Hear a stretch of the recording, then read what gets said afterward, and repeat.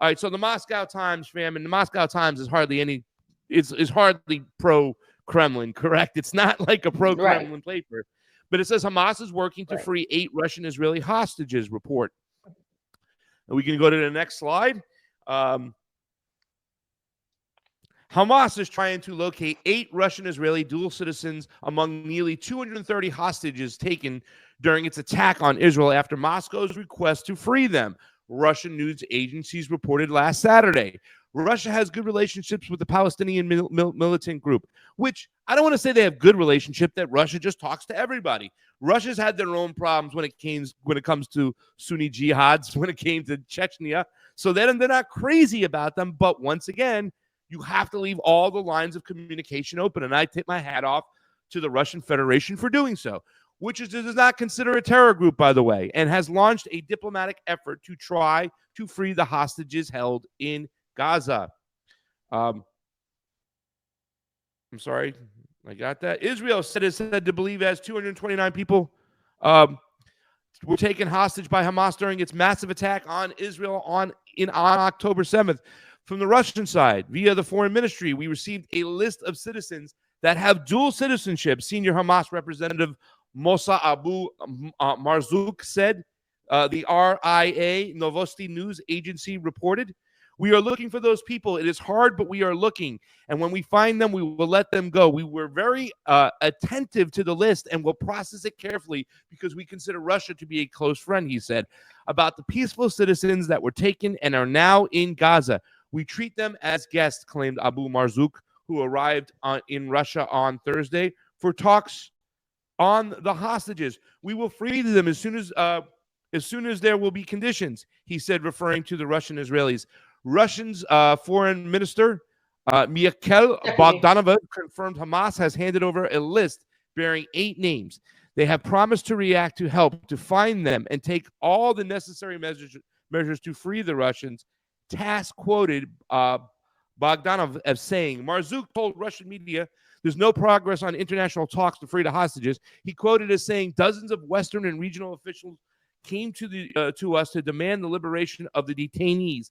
The civilians were taken as a result of chaos. He said the Kremlin admitted earlier this week it had not succeeded in freeing Russian hostages, and it did not did not know how many of its citizens had been taken.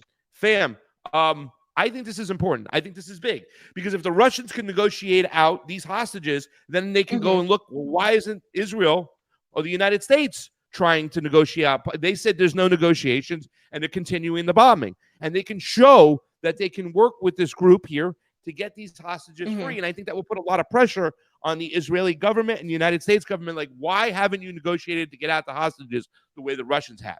It's ridiculous. You're not even trying. You're just carpet bombing, and it's ridiculous. Go ahead, fam. The Russians are diplomatic. Like I said, they will always go on the side of diplomacy. Even now, they keep saying they're willing to sit down with Ukraine and the United States to end the conflict, as long as the whole mode of the conflict isn't to defeat Russia and break it up and balkanize it. That's literally like the only, they don't want, they just basically want assurances. But again, they're diplomatic, and what is true about this article that said is they don't consider Hamas a terrorist group. They consider them a militant group. Russia has its own issues with certain groups here as well. But as you said, it's not past talking and sitting down and having conversations. And the Hamas gentleman was here. I mean, he was here. He was giving interviews with several journalists of RT and RIA Novosti. And I mean, this is how it's done. This is how it's supposed to be. The truth is the Israelis don't care about their hostages. They've said it out loud. They said if they have to kill the Palestinians, they might as well forget about their hostages. They said that, which is why you're seeing this video, I think I forgot to put it, of the Israeli hostages yelling at their government, saying you're not doing enough to rescue us. You're not doing enough to free us. Did you see this video? It's just 3 women, I think, on chairs, and they're hostages, and they're yelling and they're saying, "Hey, why aren't you doing enough to bring us home, get us back?" and they're very angry at their government, and Israel completely just dismisses it because they don't care about these people. They don't care about even Israelis living there. They've used them for experiments with the vaccine.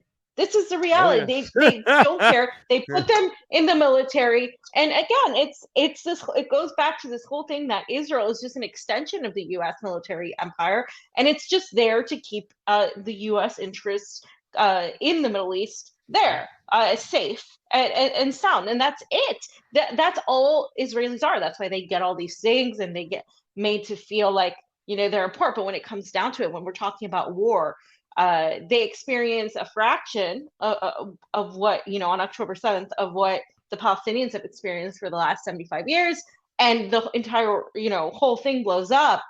But the Israeli government and Yahu's government isn't going to do what it can to rescue them because it doesn't want to. That's not their objective. Their objective is to kill all of the Palestine, to completely demolish it, Hamas or no Hamas, because when they say we're attacking schools and hospitals, it's because Hamas is hiding there. It's not Hamas. It's a bunch of women and children. In fact, the people that were just killed in Jabalia, which I'll mention a little bit later, were mostly women and children that were killed. You can see the bodies. It is absolutely disgusting what we're seeing here. The images, I almost had to step away so I don't get desensitized, because there comes a point when you're seeing all these images where it just stops affecting you, and I don't want to get to that point because this is not normal. I haven't been able to watch a lot of them, fam. Like I just I go and I dip in Eva Bartlett's, and guys, if you haven't checked out Eva Bartlett's Telegram, please do. It is fire. And I love Eva. I love Vanessa. They do some great work, but a lot of the stuff they're putting out right now is so hard to leave and look at. Like I can't. There was a child just shaking, and they would. It's so fucking hard, and it's ridiculous.